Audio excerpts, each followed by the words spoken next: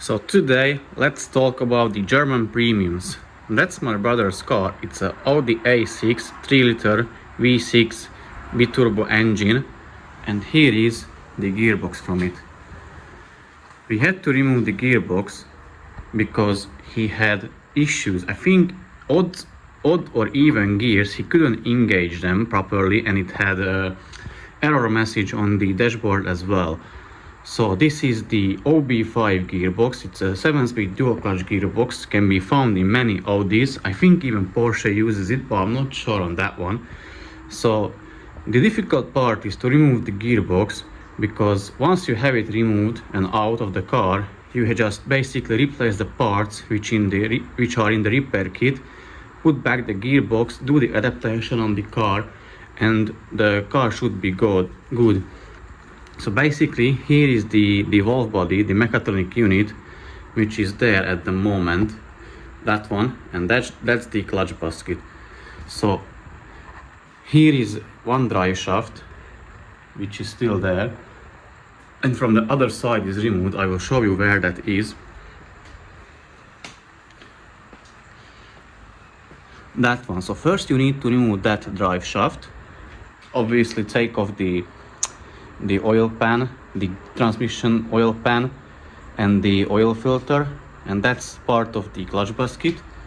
So remove the drive shaft, then you will be able to pull the dual mass flywheel, which is underneath here. This one, you can pull it, then the clutch basket will be exposed. So once you remove them, here will be the clutch basket. You will need a special tool to remove it, or you can do it without the tool if you are tricky enough. So first, remove the oil pan, remove the mechatronic unit. It is secured by a few bolts here, there, and there. And also you need to remove the connector of it, which comes here to that hole. So just remove the one bolt and turn off the connector and remove it. Then you can remove the mechatronic unit, the valve body, and you will see the clutch basket here. So basically you just pry it off, or if you want to do it the proper way, you can buy the tool, which I will show you.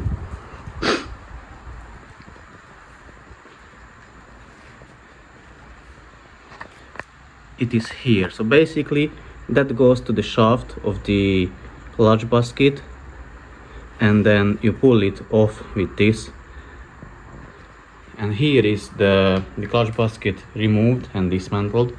So you have outer and inner clutch discs. These are the frictional plates or friction plates.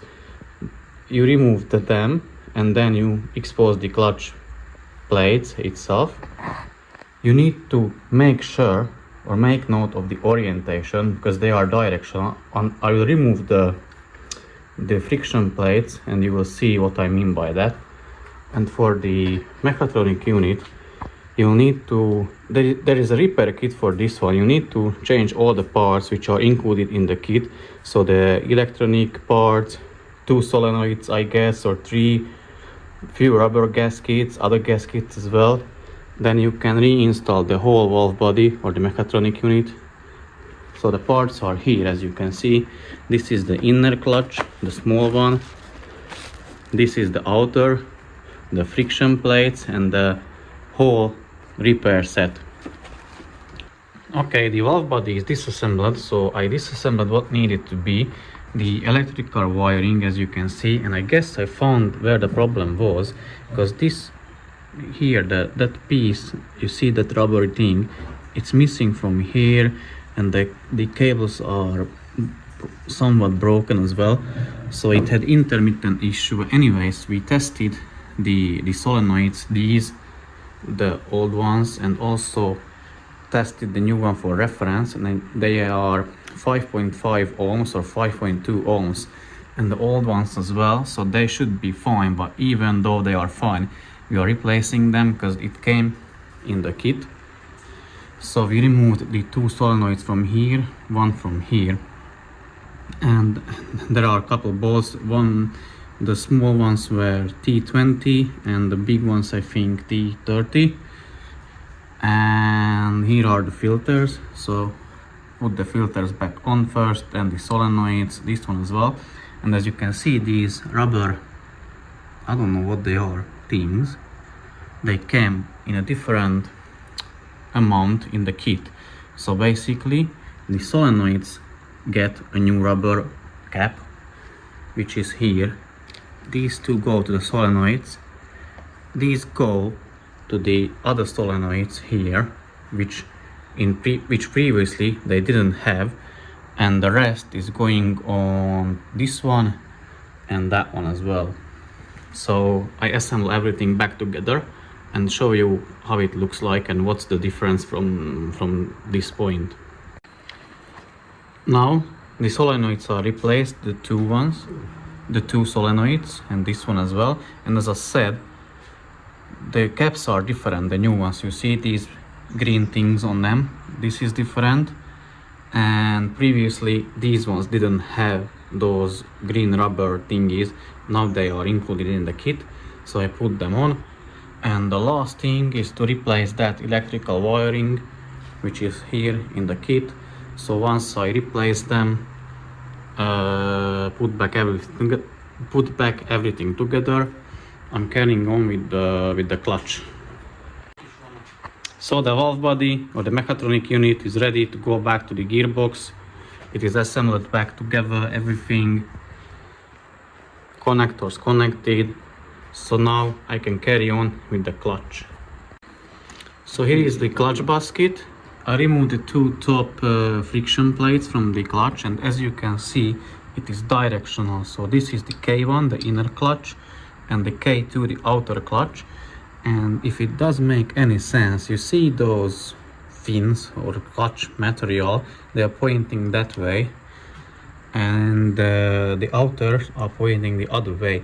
So I just made, it's not the most accurate technical drawing, but it makes sense for me. So the inner is spinning that way and the outer is spinning the other way around, so that you should make note of it and remove all of them.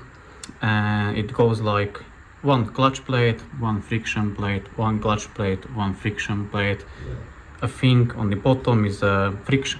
It starts with a friction plate, clutch plate, friction plate, clutch plate, friction plate, clutch plate. And also don't forget to lube them in the transmission oil, which you're supposed to have, because you must have had both a transmission refill kit or transmission oil change kit. So the new ones, I think they are not lubed. I'll check them, but I think they are not lubed, so you need to lube these ones and the friction plates as well into the transmission oil. You can clean the clutch basket and then assemble them back together. So lube them in transmission oil, everything, the friction plate and the clutch plate as well.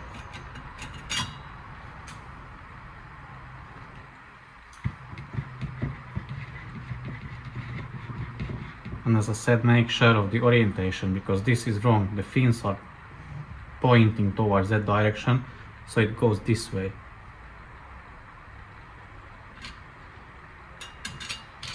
And repeat this process with the inner outer clutch packs or the friction and clutch plates, and then you can assemble back the clutch basket together. So the clutch is assembled back together. Here is the seal. So now you can put back the clutch first, back to the gearbox, obviously clean it a tiny bit, and then the mechatronic unit can be put back to the gearbox, put back the oil pan, and it can go back to the car.